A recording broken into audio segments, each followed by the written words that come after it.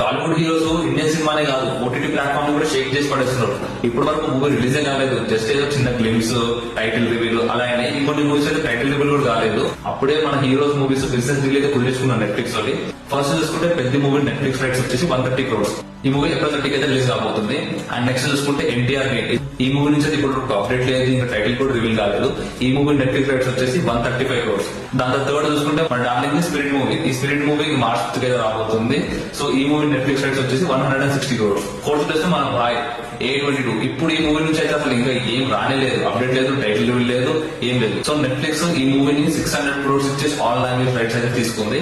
And first చూసుకుంటే ఎవరు కాదు మన బాబే రీజనల్ మూవీ తో డైరెక్ట్ పాన్ మూడ్ లోకి ఎంటర్ కాబోతుండ్రు.